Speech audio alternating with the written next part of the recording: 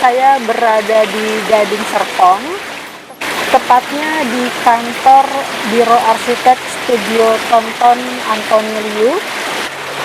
Jadi kita akan jalan-jalan dan kita minta penjelasan desain studio Tonton Antoni Liu ini.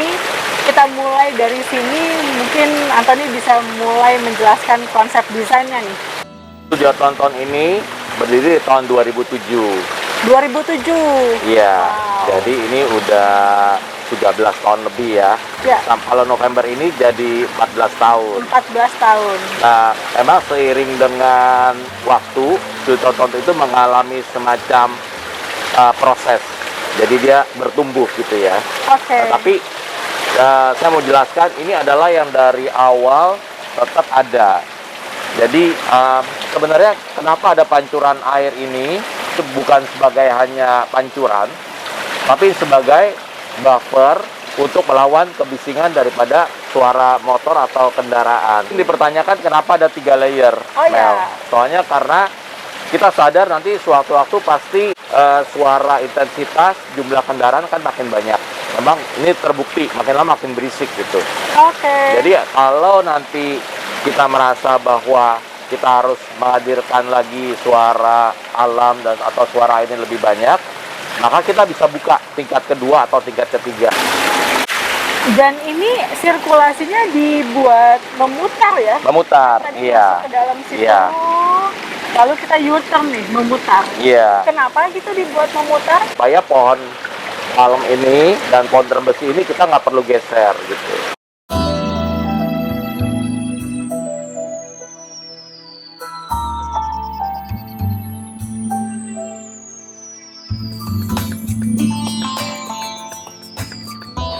Studio Tonton ini nih seiring dengan aging gitu ya, makin berumur, yang kita harapkan bahwa dia bertumbuh semakin merangkul alamnya gitu. Semakin merangkul alam. Iya. Justru bukan ingin menonjol menjadi ikonik di tengah alam, justru ingin hilang dan merangkul alam. Iya. Wah, ini ibarat falsafah tadi ya. Semakin matang dia semakin merunduk. Terus kan tapi yang namanya openness, keterbukaan, tapi kita juga harus merasa terlindungi gitu, Mel. Wah, itu susah dong. Gimana Iya. caranya tuh? Nah, jadi begini kita akan bikin naungan-naungan yang secara prinsip yang bisa kita buat lebih menghilang, atau kalau dia nggak bisa menghilang, dia harus memantulkan alam. Oh gitu. Kalau dia tidak menghilang, dia memantulkan alam. Iya. Jadi tetap ternaungi dan terlindunginya tercapai, namun blending dengan alamnya tetap tercapai juga. Iya. Nah ini di sini juga meng-appreciate di koridor box ini kita menghadirkan nama yang dari awal sampai sekarang gitu. Yuk mari Mel. Wah, sampai di sini kita langsung dapat surprise ruang yang lega ya setelah melewati 2 koridor yang sempit-sempit dan menekan tadi. Sekarang Iya. kita di ruang yang terasa luas. Nah, jadi memang itu yang saya bilang, jadi pengalihan dengan air, dengan natural bila-bila kayu, lalu masuk ke dalam, diperkecil lagi. Jadi ada beberapa beberapa elemen arsitektur yang letaknya justru disebarkan. Iya. Jadi dia tidak rapi linier, Iya. tapi mengikuti pola alam yang tidak beraturan itu Iya, betul. tersebar. Iya. Nah, tapi si ruang genset ini kita buat seperti instalasi kan. Jadi cuma lihat di situ dia memantulkan si box koridor ini, tapi juga dia memantulkan bambu-bambu dan batu. Nah, iya. Ini banyak berubah ya daripada Iya, betul. waktu awal kita kesini untuk pembukaan dulu opening dan beberapa kali saya kesini nih. Memang kita biarin open space dulu sehingga ada kesempatan buat Studio Tonton tuh bertumbuh. Oke. Dan kita lihat bagaimana agingnya tuh mengalir gitu.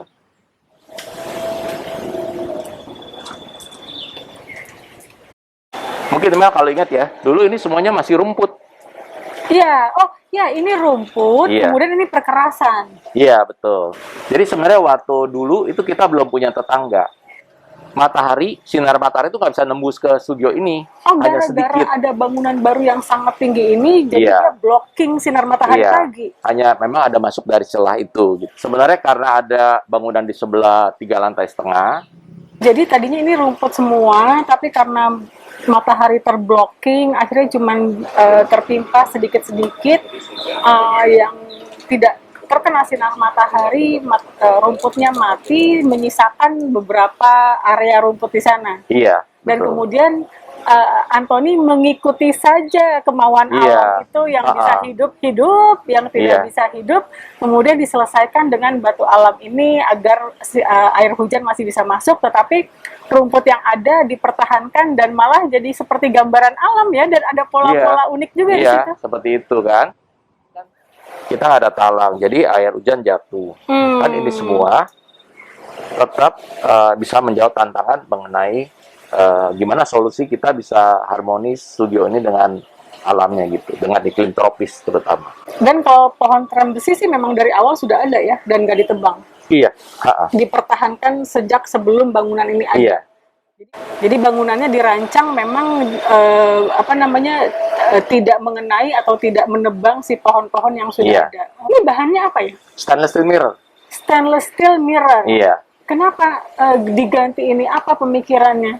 Ya, setelah bertumbuh gitu ya, itu yang kita pikir gimana ya kalau studio itu tuh sebenarnya benar-benar bisa menghilang gitu. Jadi dia bisa jadi kanvas gitu buat menerima sinar matahari, bisa mereflek batu, mereflek pohon, mereflek rumput di belakang. Nah, jadi yang seperti saya bilang space in between itu. Jadi maksudnya kita ngalamin kan kayak di sini. Ini outdoor. Tapi dengan naungan pohon ini terasa semi outdoor. Iya. Tapi kalau di sini juga sama. Semi outdoor, tapi dengan pantulan kita ngalamin batu, ada cahaya matahari di sini. Kalau saya berdiri di sini, ya itu udah memisahkan gitu ya, batasan antara indoor, outdoor, atau space between di antaranya mereka gitu. Jadi di sini memang kita mau lebih baur gitu ya, Mel. Rasa gitu. Ruangnya unik banget ya. Jadi rasa semi outdoor, tetapi juga rasa outdoor karena sinar mataharinya masuk, kemudian pantulan gambaran alam juga ada gitu ya. Kantornya sendiri sih tetap sama seperti dulu ya. Bentuknya linear, ruangnya linear panjang, kemudian dengan tiang-tiang baja dan ditutup dengan kaca transparan. Ini nggak berubah? Nggak berubah. Tetap. Tapi dulu ketika awal membuat desain linear dengan kaca transparan ini, pertimbangannya apa? Dulu di awal tuh kita pindah dari tempat di Puri, dari Druko, kita pindah ke sini. Dan sebenarnya jujur waktu itu kita nggak ada waktu dan nggak ada budget. Oh, malah pertimbangannya itu. Iya. Oh, jadi waktu itu efisiensi ya? Bener, efisiensi bahan. Efisiensi bahan. Iya, dan bagaimana bisa membuat studio tonton ini cepat berdiri dalam kurang waktu dari 6 bulan. Ya. Wow, oke. Ya, tapi kita sangat presisi, misalnya terhadap modul.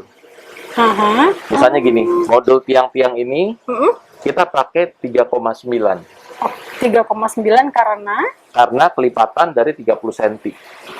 Jadi misalnya batu kita pakai andesit kan, batu lokal cuma 30 kali 60.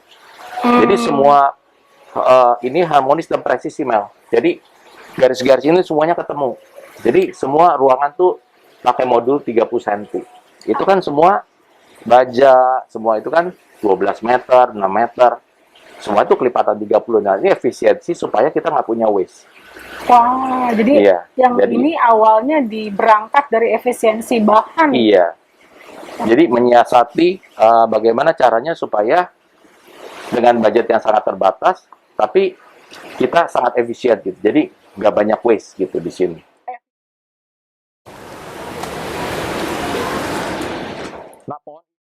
Nah, pohon ini dulu memang kita pisah karena antara ruang senior dengan tim arsitek junior memang dulu ada pohon.